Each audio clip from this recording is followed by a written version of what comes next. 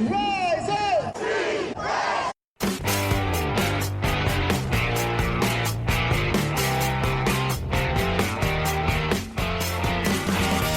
This is the Rise Up See Red podcast, all about the Arizona Cardinals and the NFL, featuring insider and outsider perspectives. Enjoy the best hour of Cardinals talk on the web.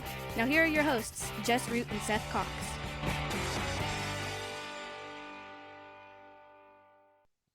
Hello, Arizona Cardinals fans, and welcome to the latest edition of the Rise Up See Red podcast, best hour Cardinals talk on the web. I'm your host, Jess Root from CardsWire.com, the USA Today NFL Wire site that covers, of course, your Arizona Cardinals.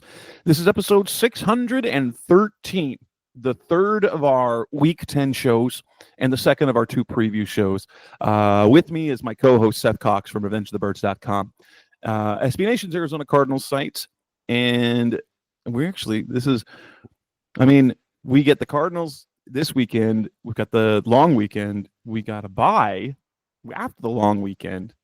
So, the Cardinals are this is I don't want to overplay it, but winning this game really sets them up for, sets the division up in their favor for the rest of the season, right? It's the 49ers haven't found their ground yet, their footing. They play a tough Bucs team. The Niners' schedule is rough. And the Cardinals can go 6-4 before the bye. And if they do it, they have the inside track to winning the division, don't they? Yeah, and that's what it really comes down to at this point, Jess, is how do they get to the end? San Francisco's coming off their bye. They're 4-4. They just had a game where they dominated and then let all the way back in the Dallas Cowboys. They haven't terrible. They haven't had that dominating performance really since the Seattle game, and even that was semi-dominating. The real last dominating performance that group has had was against that terrible New England team, right? And so You look at it, they should have a win this week. I mean, even though they're going to Tampa Bay is, a flawed and incredibly injured team at this point. But from there, man, it gets rough, like you said, and so that's why it's so big, right? You come out of this game 6-4. Let's just say the Niners win and they're 5-4. You still have basically a 1.5 game lead. You have the one extra game you've played, and then you've got the game in hand over them in the division. And then they go Seattle to Green Bay to Buffalo, and that's a daunting task when you, on the flip side, for the Arizona Cardinals, as we've talked about, they're going, they have New York, they have the bye, and then at Seattle, at Minnesota, and Seattle. And we talked about it, that Seattle team's they've lost 5 of the last 6. Yeah, not looking as good. Minnesota's come screaming back down to earth. Even at 6-2, right? They lost to the Lions and then the Rams, and then they barely beat the Indianapolis Colts, who were playing the corpse of Joe Flacco. This is a really interesting time for the Cardinals to potentially take advantage, like you said, and potentially be a little, carve themselves a little breathing room. And the breathing room itself will do more than just talk about the division. It would give them breathing room for likely making the playoffs, which is, at this point, as we said, the goal should be, they're sitting at 5-4. The goal the rest of the way, with the schedule in front of them, should be no worse than 4-5, which puts them at 9-8 on Earth.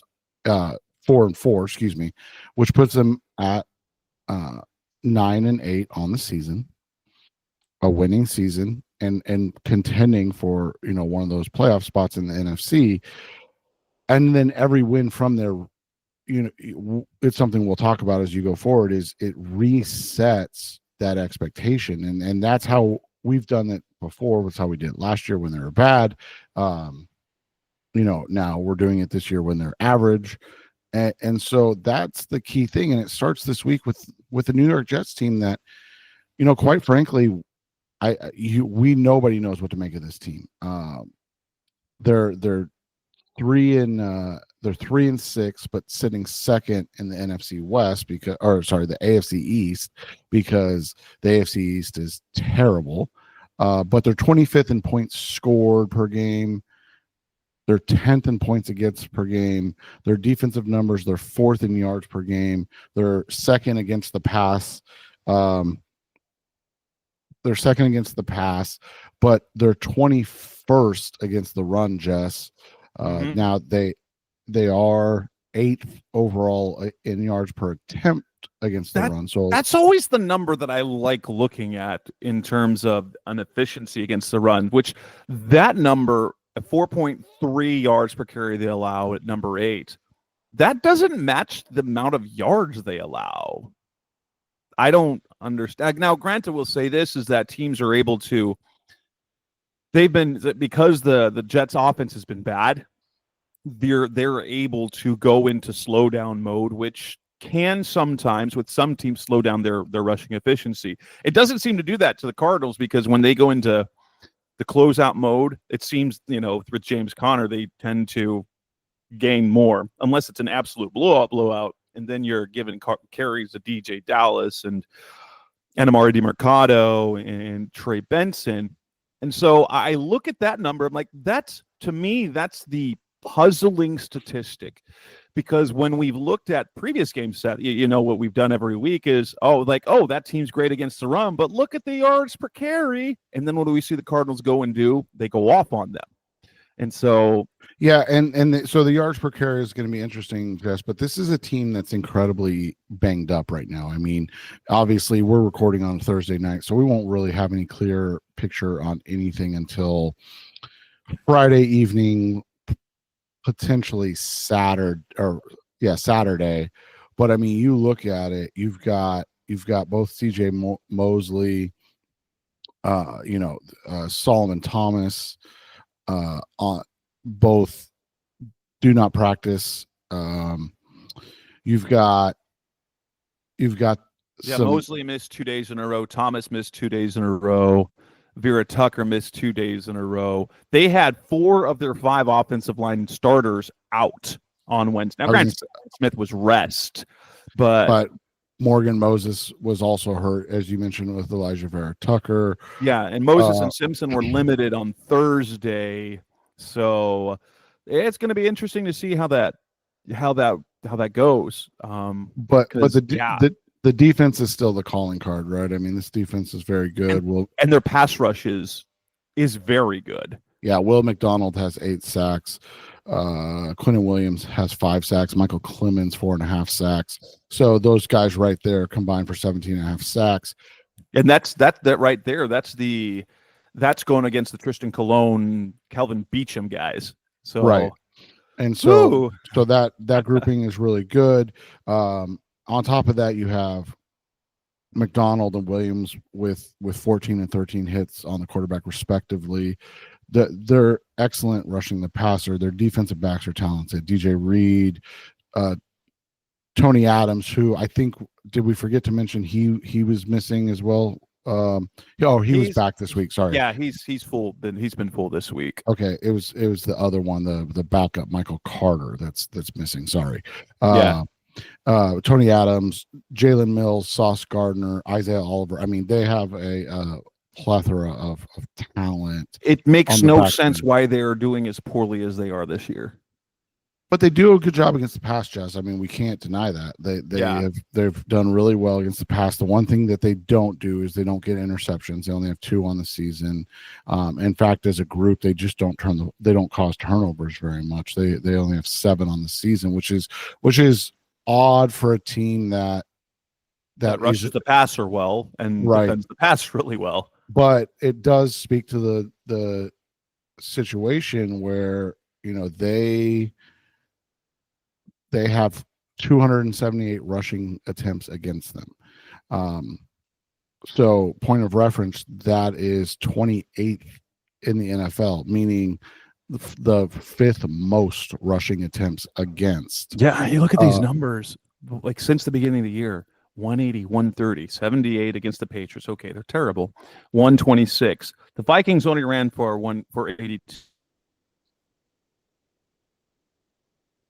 And the Texans 187.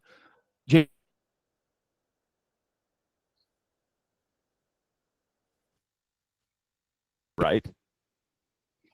Yeah, and I mean that's what the expectation is when you look at the matchups that we'll discuss. Like this is a team. The last 4 weeks, just and they're 1-3, and you look at the passing numbers, Jess, and it's bad. I'm again against their defense. I mean, it's bad. I mean, 210 by Josh Allen. I think all of us will agree that Josh Allen's a better quarterback than Kyler Murray. 260 by the Steelers, but they that was a weird game for those that watched it, right? 136 by the Patriots. Again, they lost that game. And then 135 by CJ Stroud. But on the flip side, they're giving up over 150 yards rushing per game, and that's why every team either beat them or was close to beating them. Because I get analytics, I get all of that stuff, but at the end of the day, with the way that football works, if you can't stop the run and teams are able to impose their will on you, it really just becomes really hard to have success, because every situation becomes must score, because the reality is you're not going to get the ball back. And so, and it's something we've seen the Cardinals have trouble with, right? Just like, oh, if we don't score, we're in trouble. Yeah. And you go, and so now everybody's pressing. I mean, every single person's pressing. And so when you look at it from that perspective, the troubles make sense. And so as you expertly pointed out, like, oh yeah, it's the rush yards per attempt's not impressive by any means, but they're 21st against the run in the NFL. Like these are teams that are just like, we're just going to run the crap out of the ball. Like we'll let you stop us through the air. Thanks guys. Like we're just going to run the crap out of the ball. And it's showing just how one-dimensional this team is, and how much they have to produce effectively on offense to have a chance. Because again, like, and I don't want to take anything away from what the Cardinals defense, especially the last 2 weeks or 3 weeks, have done. I know they gave up a bunch of yards and points to the Dolphins, but that was on the road in a game where Tua was back. But you look at it, those last 3 games, Chargers, Dolphins, and Bears, they played very well. And I still don't think that there's a single soul in this world that would be like, yeah, I wouldn't trade this team for the Jets defense, right? You'd be like, yeah, we'll swap that 1 for 1, no issues. And again, it's not a shot at anybody, any person, any situation. It's just the Jets defense, very talented. And if you put this Jets defense in Arizona, I mean, we're talking about a team that probably is, 7-2, maybe 6-3, like that's the difference. And so that's just how bad the offense has been. But again, the kind of raw overall numbers aren't terrible, except the rushing numbers. The rushing numbers are putrid. First off, 31st in rushing attempts, so second to last in the NFL, 30th in rushing yards, 28th in rushing touchdowns, and then 28th in yards per attempt. They're averaging 4 yards per carry with Breece Hall and Braylon Allen in the backfield. Like it literally makes no sense. Right. This offense honestly is so puzzling, because compare the names that the Cardinals have. You've got James Conner, Trey McBride, Marvin Harrison, Michael Wilson, Greg Dortch. And then you compare the skill players for the Jets and add on top of that Aaron Rodgers at quarterback, Breece Hall, Tyler Conklin. At the start of the season, so we're talking, you had Mike Williams, you had Garrett Wilson. And now you add on top of that Devontae Adams. Well, and they had Alan Lazard. Alan Lazard's out. They traded Mike Williams. But you look at this, you look at these skill players, and this should be a great offense, and it has been anything but great. You're getting great production from Garrett Wilson, leads the NFL with 60 receptions right now. And Devontae Adams in that win against the Texans was fantastic. Especially late in the game, there's that familiarity. But Breece Hall's having he's having a good season, but there's nothing about this offense. You're like, this offense should be good, and they are objectively not. I mean, they scored 22 and 21 the last 2 weeks, but in their losing streak, it was 9, 17, 20, and 15 points. And more importantly, what's different this year about Aaron Rodgers is that the guy that has the lowest interception percentage in NFL history, he's got 7 interceptions in 9 games. And I think that's kind of the difference, is that I don't know if this is true. When I talked to Larry Brown Jr. on the last podcast, Rodgers, they've been running the offense that they ran in Green Bay, so they've been running 11 personnel, when they might be more suited to have a scheme that's more like what the Cardinals do, building with the 2 and 3 tight settings and then doing it after that. But like, Aaron Rodgers has been running this same offense his entire career and has been great. I just it's so puzzling to me. And it's almost, what it feels like? That because Aaron Rodgers is back, everyone on that roster is pressing, and they need to relax. But guess what? They can't relax, because if they lose this game, their season basically is done. If they lose against the Cardinals, they are basically done. If they win, they have the slightest chance, because the final several games aren't great. They get the Colts, winnable. They get the Seahawks, winnable. Dolphins, probably winnable. Jacksonville, winnable. Except like you look at the 1, 2, 3, 4, 5, 6, 7, 8 games left on their schedule. 1, 2, 3, 4, 5, 6, 7 games on the schedule. You feel confident that in a coin flip they could probably win 6 of them, just based on winnability. But if they lose a 7th game, I don't know if this Jets team is built to handle that failure. And Aaron Rodgers, as great as a teammate as he looked like in the Hard Knocks of last season,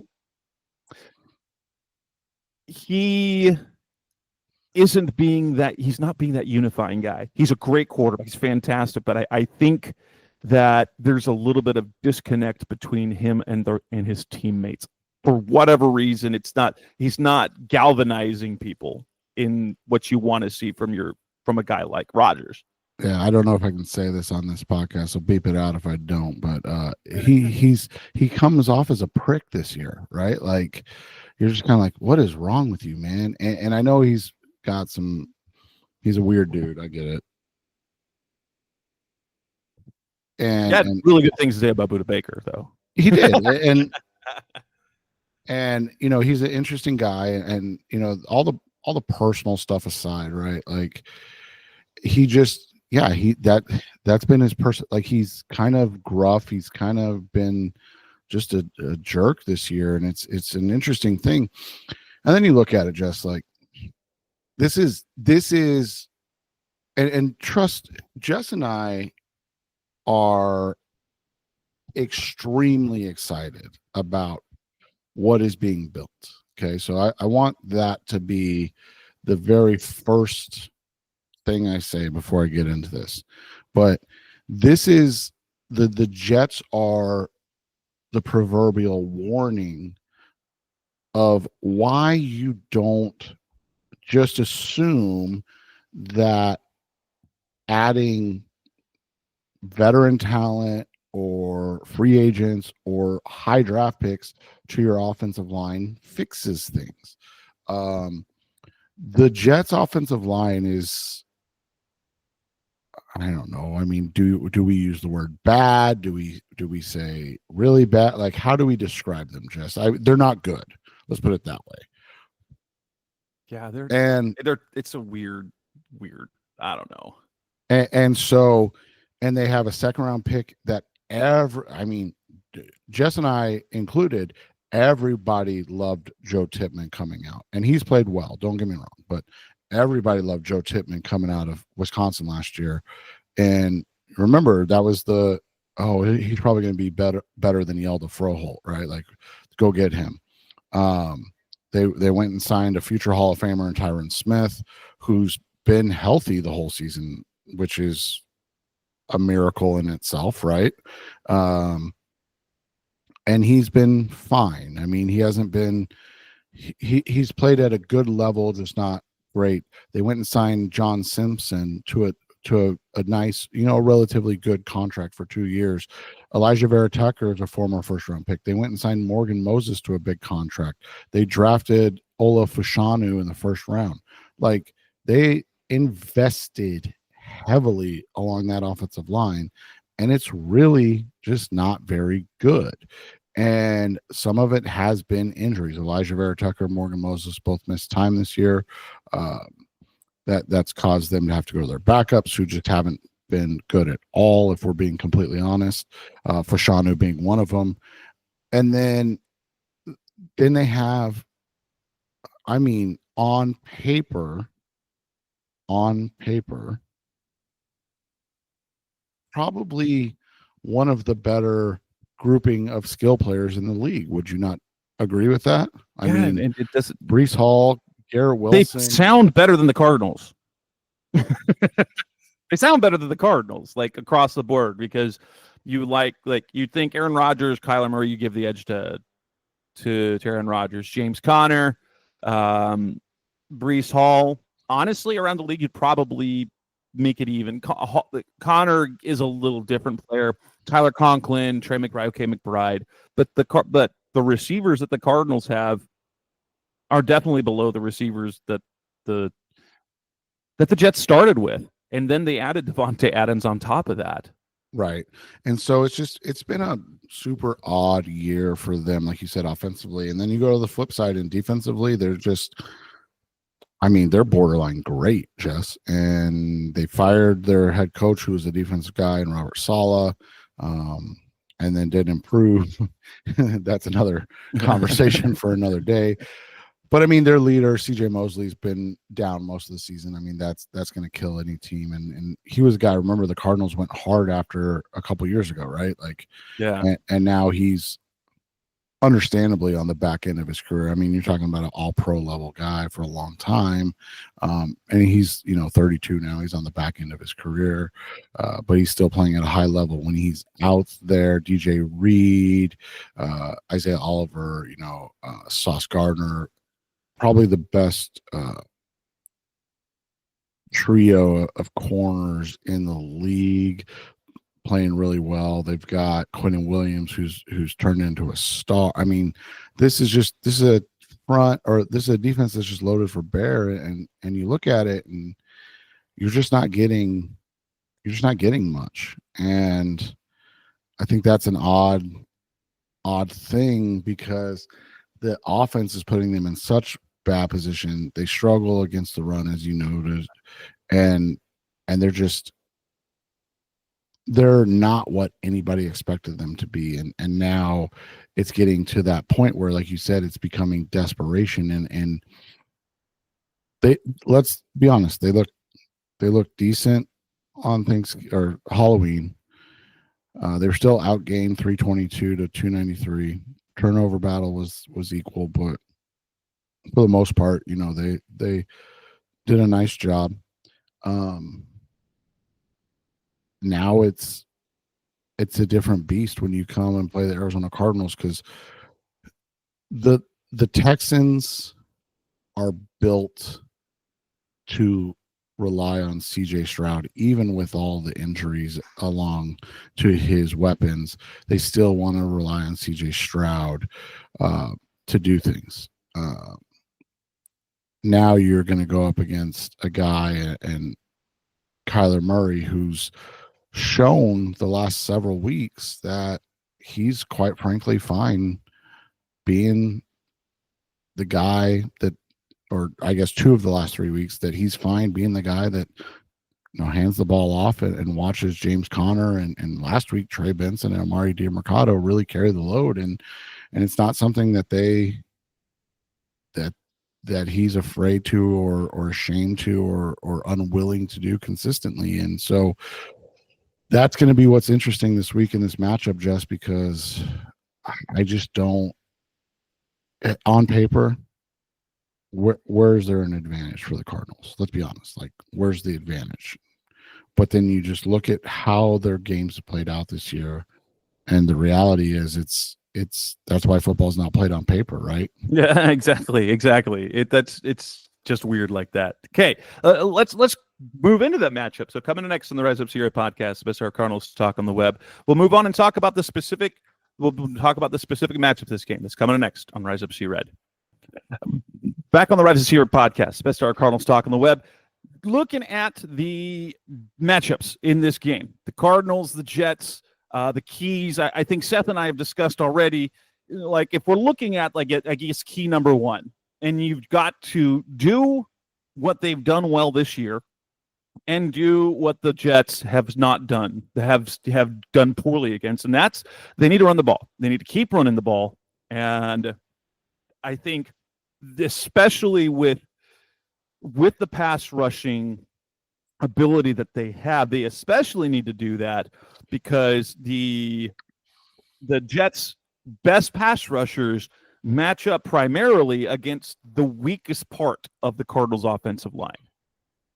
Jess, this is a completely crazy game in the sense that pretty much every Cardinals weakness is a Jets strength. And yet, and I know we haven't got to this portion. Oh, the line has flipped. Holy cow, I didn't notice that. But like in the last 20 minutes, the Jets have gone from underdogs to favorites. Yeah, so it's interesting though to look at it, Jess, because I mean, you just noted Quentin Williams, Will McDonald against Tristan Colon, Isaiah Adams, and then obviously Kelvin Beachum. That's advantage Jets. Okay, so we go there, and then you look at it and you go, okay, well, they've got Garrett Wilson, Devontae Adams. I think Lazard's out this week, probably, right? But yes, Lazard's I think on IR. Yeah. So but that's advantage Jets. So you look at it and you go, okay, well, and then if most of their O line is healthy with Breece Hall at running back, you're like, okay, that's advantage Jets, and then you go, why is this a 1.5 point game at this point? Like, what are we like? What's happening? And so that's the interesting thing. Again, like on paper, the Jets are clearly the superior team. I mean, there's no two ways around it. They've got more talent on the defensive side of the ball. They have more talent on the offensive side of the ball.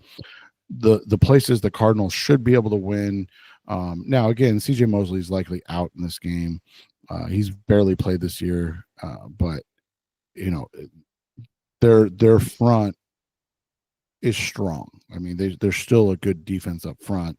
Only allow 4 yards per carry, 4.3 yards per carry, 8th best in the NFL. You're like, this is a defense built to stop the run, force teams to throw the ball, that has an elite interior pass rusher, a good exterior edge pass rusher, and dominant to elite corners. And you're like, this is going to be a long day. And then you look at their games, and you're like, oh, you can just run the ball down their throat, and it is what it is. Like, and then if they want to load the box, they don't. Again, they're not bad against the pass. I don't want anybody to think I'm saying they're bad against the pass, but they don't create turnovers, and they have had games where they've been picked on. And so it's just it's weird, Jess, because this is just not something that you would expect from this team. I mean, and you look at how their season has gone and how their games have gone, and that that 5-game losing streak, where, I mean, look at the numbers, Jess. They had a 5-game losing streak. They lost to the Broncos 10-9. They gave up 186 yards of total offense. They had 250 yards of total offense and lost. The next week against the Minnesota Vikings, they lose 23-17. The yards is even, but the Jets turn the ball over 3 times. The next week against the Bills, they outgamed them 393 to 359, and they lose 20-23. The only game that, like, on paper they should have lost was that Steelers game, right? And yet every week they go in and they have matchup advantages, just like they do against the Cardinals coming in. I mean, just the exact same, Jess. And they lose. And so that's where I think, especially for you and I, our trepidation sets in. It's like, this team should be better. And they weren't necessarily all the way better last week in their win against the Texans, but they started to piece it together just a bit, just a little bit. And that's where our trepidation comes in. It's like, okay, was that a one-off after 5 losses in a row, or are they starting to find their footing and they're going to turn the corner now? And that's what you and I have questions about, because the reality of the situation is, should the Cardinals be able to run the football against this team consistently? Based on the numbers, yes. Based on the personnel, probably not. But if they are able to take advantage of that and they're able to be a team, and 187 yards rushing they gave up last week, Jess, that's absurd. I mean, don't get me wrong, the Texans are a very good offensive team, but they're not the Cardinals when it comes to running the ball. They're just outside the top 10 in every statistical category running the football. And they had 187 yards rushing against the Jets. Like, that's just so baffling to me. And so this week you look at it and you have a Cardinals team that's, in the top 10 rushing the football, number 2 in yards per attempt rushing the football, against the 28th ranked rushing defense in yards allowed. Now, 8th in rushing yards per attempt, but 28th in yards allowed. And it's like, that's the matchup, Jess. Nothing else matters, because the reality is, again, on paper, Garrett Wilson, Devontae Adams against Starling Thomas and Garrett Williams. Love both those guys. They played their butts off this year, playing way above their skis in terms of Thomas turning into a young, maybe star in Garrett Williams, right? But the Jets are, those receivers are better. Those are 2 all-pro level receivers against up and coming corners.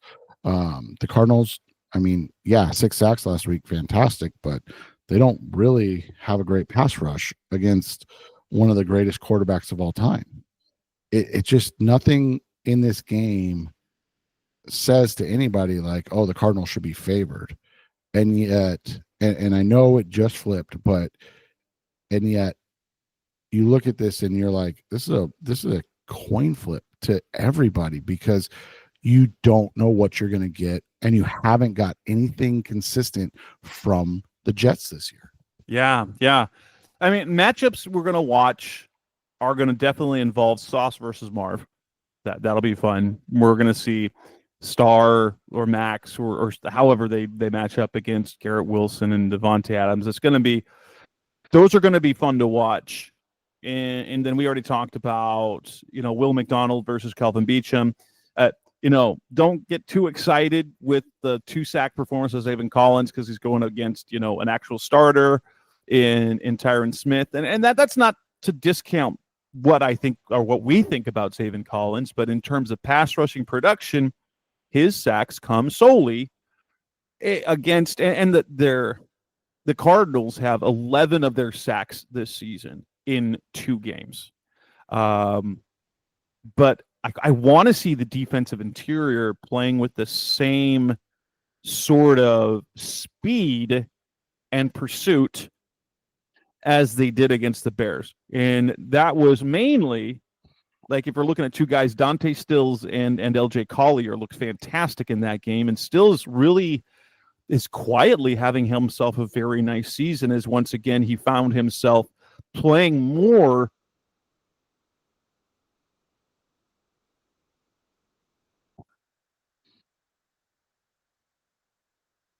he's like I saw Collier drop it, he's ninth in run stop percentage analytically, and he's had a partial sack at least in the last 3 games.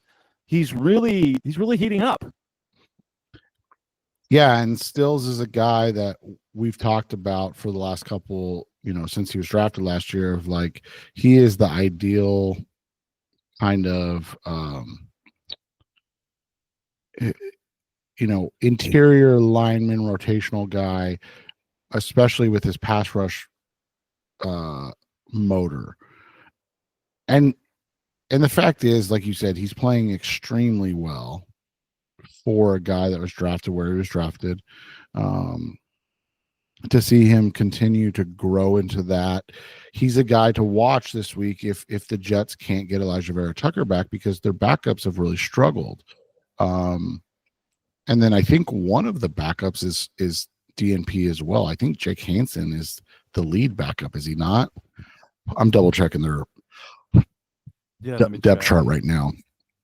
But yeah, so it's like wild.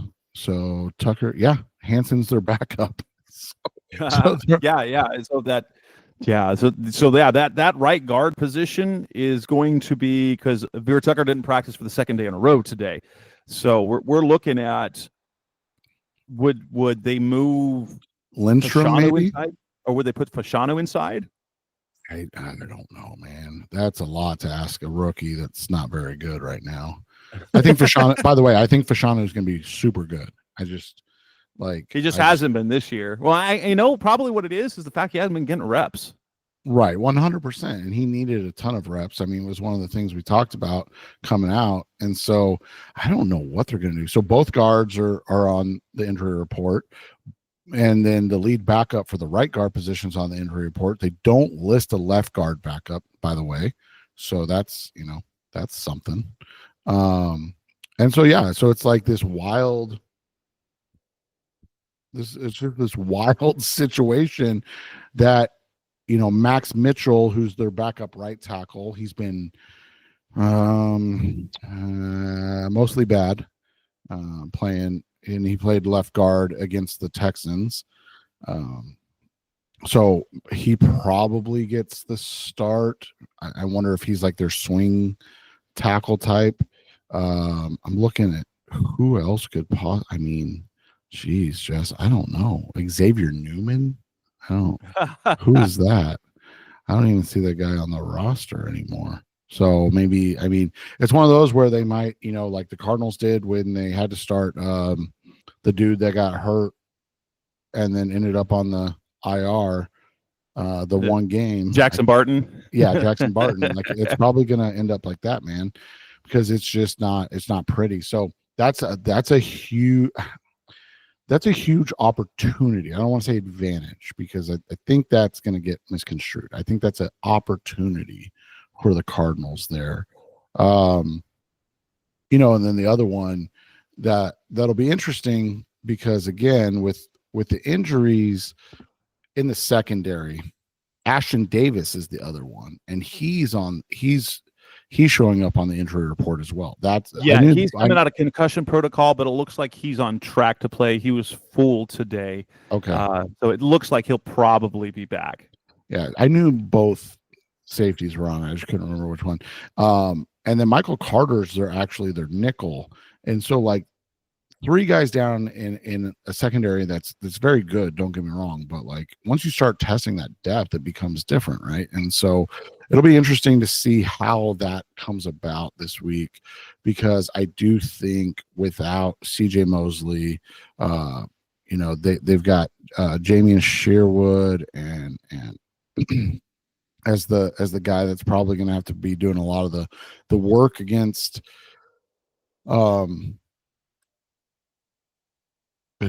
against Trey McBride, right? And so I think there's an opportunity this week to see McBride have another big day. So those are the matchups to watch in this one, just because this is just one that it makes zero sense. Let's be honest. Like there's zero rhyme or reason for this game to be looked at in this way, and so we'll have to see what happens. Coming up next on the Rise Up Spirit podcast, Mr. Cardinals Talk on the web. Let's move to the portion where we make our picks and predictions and take a look at some of the odds that you've got out there. That's coming next on Rise Up Red. We're back on the Rise Up Red podcast, Mr. Cardinals Talk on the web, looking at the so we talked the game, we talked the Jets, we got matchups. Now it's time to make predictions. The Cardinals went from 1-point favorites to 1.5-point underdogs in the last hour. Literally, it happened during the show. I had the odds open to start the show, and it was as it been basically all week. I think the Cardinals opened at 1.5-point favorites. It was 1 point most of the week, and then suddenly 1.5-point underdogs, which I'm leaning toward the Cardinals because their defense, especially playing at home, some of those defensive benchmarks that we want to see. They did really well on third down against the Bears. They came up big late in the game against the Dolphins, and here's the truth of it with this game. I believe the Jets are a team where if they face a little adversity in the first half, they will fold.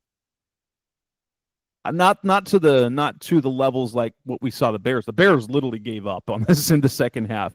And I'm not going to say Caleb Williams didn't, but the rest of the team sort of just went, and I think that the way this Jets team is wound up is they are waiting for some momentum. Sorry to those of you guys out there that don't believe in momentum. Jonathan Gannon, sorry, no momentum. But I think they're banking on to be able to get rolling. And if they face again a little bit of adversity, they will crack. And I don't know if they'll be able to handle it because I just don't think they will. So I think the Cardinals are going to win this game. I don't know. I get the feeling they're going to win this game. And I think that they're going to keep the Jets under 20 points. What I'm interested in kind of looking, so this is what flipped it, Jess. James Conner came out on the injury report today with the finger injury that makes him limited. So I was limited yesterday too, but you don't think that finger's going to keep him out. That's I would agree. But so that's I think because they also pulled his props, because when we started, he had his props on FanDuel. So they've pulled his rushing props off FanDuel since then. So that'll be what to watch, and I think that's kind of what it is. And I think you and I would both agree with our statement. Everything we say is with James Conner being able to play 100% of his normal snaps, not necessarily being at 100%, but playing 100% of his normal snaps. Not that we dislike Trey Benson by any means, but he's not, James Conner, is he not? So that I think that's how we would talk about anything we're doing. I'm going to stay the way I've stayed, Jess, and just, be the I don't want to say Debbie Downer, but I want to see this team, and they have. So again, I'm not taking anything away from them, but I want to see this team continue to stack wins. I mean, and I think this game could be similar to the Chargers game. So the question becomes, can they get, down and score again as time expires, or how does that work out? So I'm going to say this one is low scoring, as you said. I think it's going to be an interesting matchup. I'm going to go Jets 20, Cards 17 in this one. So that's the same score you picked for the Cardinals Bears. So I like it. Seth throwing the reverse jinx on him. And I'm gonna go the Cardinals win this one. And they're going to show like the Jets are good in red zone, but I think the Cardinals are going to find success. I'm going to say 24-19. 24-19. The Cardinals play well in the red zone and hold the Jets to field goals, kind of keeping with that same type of vibe that they've been doing defensively. So yeah, 24-19 is my prediction. So we'll see how that goes. Let's look at some of the props there. So obviously, you like the Jets to cover. We both like the under. Holy cow, at 46.5. I don't know why anyone is. So first, let's look at the alternate totals. I was going to say, unless people really think that the Cardinals are going to put up 28 plus again, and the Jets are going to do the same. Yeah, but so I like a slower game. So let's see, 23-19, 24-19. So let's drop that to, so you can start getting plus odds at 44.5. You ratchet that down. So like if you like what Seth's saying, go under 40.5 and it's plus 165. Under 38, if you want to get it really tight, or maybe want to ladder those, you get plus 220. Under 38 plus 220 on BetMGM. And if you just go with a little reasonable, say under 44.5, under 44, plus 105, plus 115, it just gets you in that plus range. By the way, for Seth's prediction last week, the one thing that he did nail, as we talked about, if you liked Seth's total, if you had gone with the alternate total of under 40, you would have cashed in nicely last week against the Bears. Yeah, and that'll be what's interesting this week, because it feels like this is going to be a low scoring game. I'm with you. I don't see the 46.5 coming. Now, to be fair, I don't think Vegas does either, because it's a slightly higher at minus 105. And the fact that the Jets at minus 1.5 or minus 108 tells me that nobody's really confident in this game, which kind of makes sense with how we kind of broke it down, right? Because it's like nobody has any idea what to expect, because the Jets should be better. I mean, that's just the reality, and not saying better than the Cardinals, just better than they are. And so here's an interesting fun fact, is the fact, the Jets with Aaron Rodgers should be what you'd consider a nationally betting team. It's a national team that bettors are going to bet on the Jets because of Aaron Rodgers. But if we look at, and which makes the shift even more interesting to me, because the Cardinals were favored, and even so, 54% of the money line is on the Cardinals. 57% of the spread is on the Cardinals. And that's with just normally, if you were trying to shift it so that you get more Jets bets, you would have slid the line in favor of the Cardinals, like maybe moving it to -2.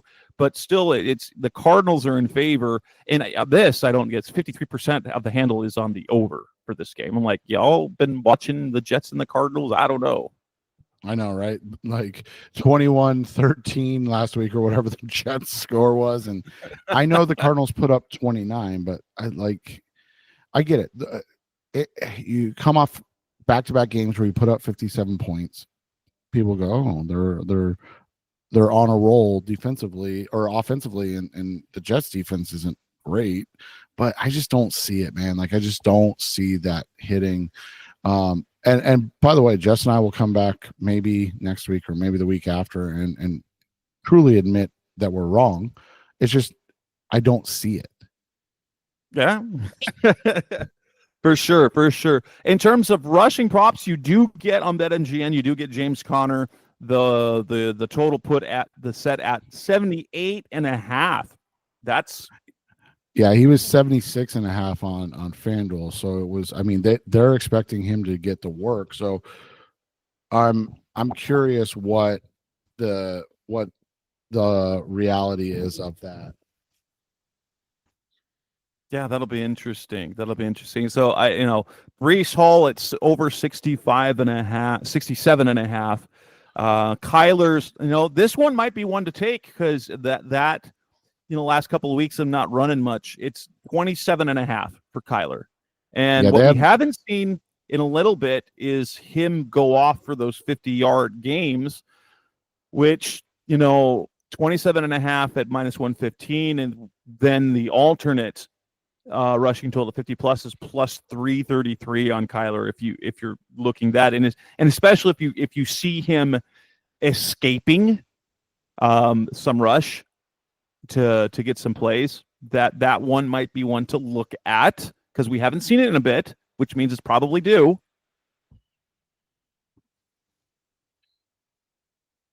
Yeah, and you look at the other side of that, Breece Hall, 65.5. Typically, I'd be all over that. I really like that, but I'm more interested in his like total yards from scrimmage. I think he's going to kill the Cardinals just all around. But I wouldn't be shocked if it was like a 60-60 split or like a 60-50 split and he doesn't hit that 65.5. So the ones I'm looking at is I like his over rushing and receiving yards, which is 99.5. I would take the over on that. And I would be comfortable taking that up to 125. You might say that's crazy, but 95 is only 60-65 each, so it's, and they love to use him out of the backfield. I think he had a bunch of catches either last week or the week before. So I like that number for Hall this week. Double check. Yeah, he had, so last week, oh no, sorry, it was 3 weeks ago against Pittsburgh. He had 6 receptions. So like that's the other thing I like about this is that he's a guy that can go, have a game where he gets less than 40 yards rushing, but has 90 yards receiving. He reminds me a lot of David Johnson in his prime. It's funny if you're looking at touchdown scores on BetMGM. A guy that you probably wouldn't have given any thought, Amari DiMercato. Both he and Trey Benson, after scoring a touch, you know what their anytime touchdown odds are? Plus 220. That's ridiculous. Yeah. Yeah. And DiMercato on FanDuel's at still plus 350, but Benson's minus 120, Jess.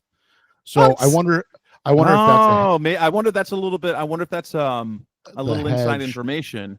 Yeah, a hedge just in case Connor isn't playing. The one I do like this week to keep an eye on if you are wanting to take one, Elijah Higgins plus 1,500. Oh, I like that one. Tyler Conklin plus 430. Those are the two like longer shots. Okay, so the BetMGM is starting to do the slowing down on the touchdown bets because Higgins is only plus 800 here. Yeah, so they're throttling odds, which I mean that definitely happens as seasons go along and books get killed. The one receiving, or I shouldn't say one, but the receiving things I would look at in this game, I like Trey. He's over 48.5. I would take that. I would take that up to 70 yards, so plus 240 on FanDuel. I like that, and with that, I would take his receptions at 6+ as well. So those are, I think he's gonna get spammed in this game. I think that's gonna be a big part of their offense to get things done, and keep the ball moving in this week. Everybody else's, look. Garrett Wilson, phenomenal. Devontae Adams, phenomenal. Marvin Harrison, phenomenal. I'm not messing with their overs. They're all reasonable. So, like, if you took them, I would understand. But there's not been the consistency for any of the three to feel like you're getting good action there. What seems like a slam dunk for a defensive bet, and that is for Budda Baker over 8.5 tackles plus assists at minus 115. He's hit 12 the last 2 games. He's had 5 games of double digits, though granted his 4 other games are at 7 and at 8. So it's right there. Like when he goes over 8, it's in double digits. But as we've noted, Budda's playing out of his mind right now. He's playing as good as we've seen him play. And that's And that's with just straight tackles. Apparently, he leads the NFL in solo tackles right now, which is wild.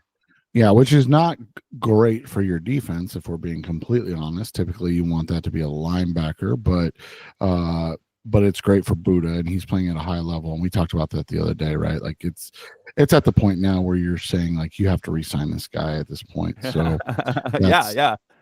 that'll be something to watch.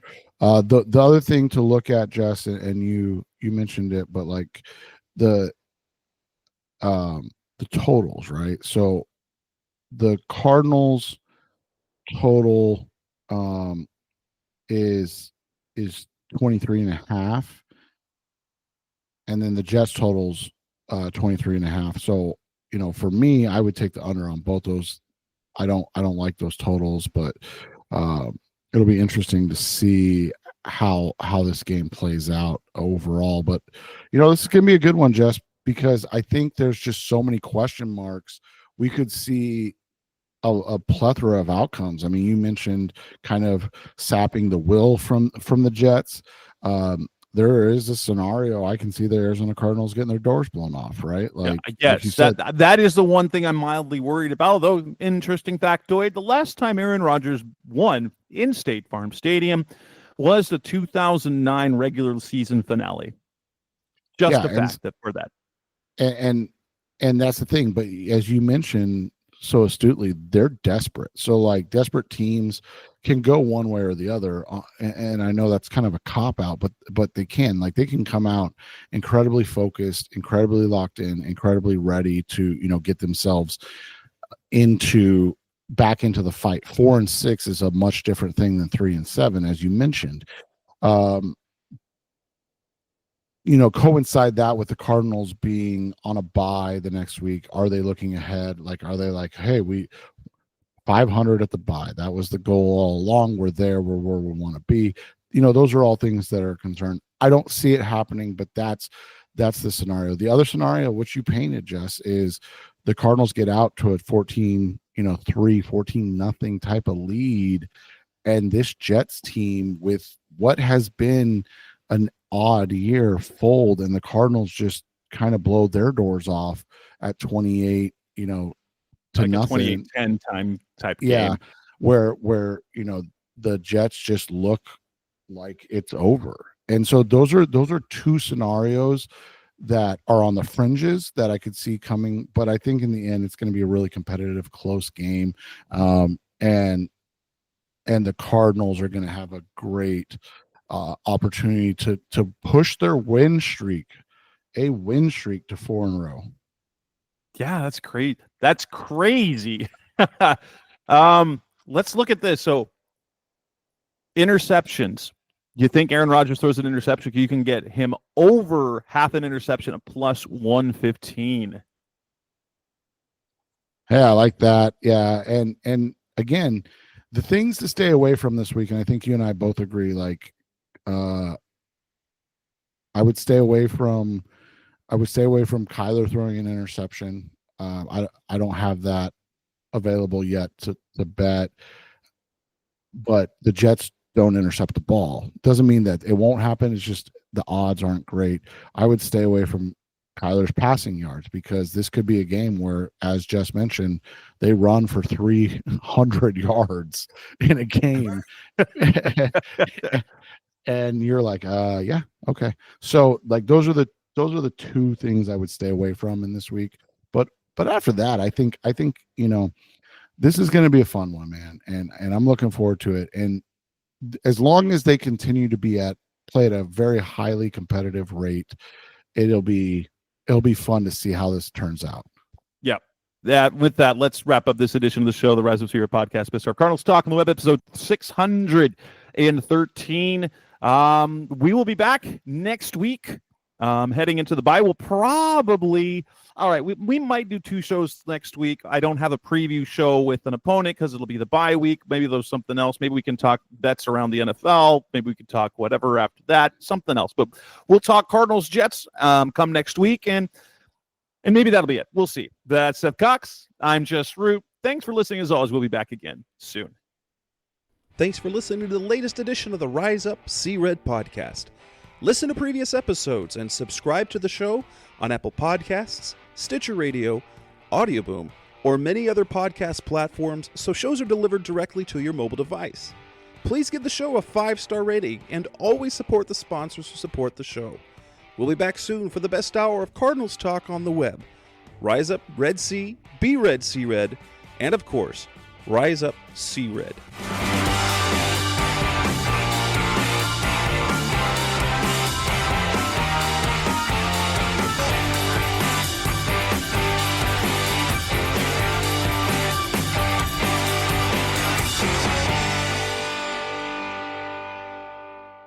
Rise!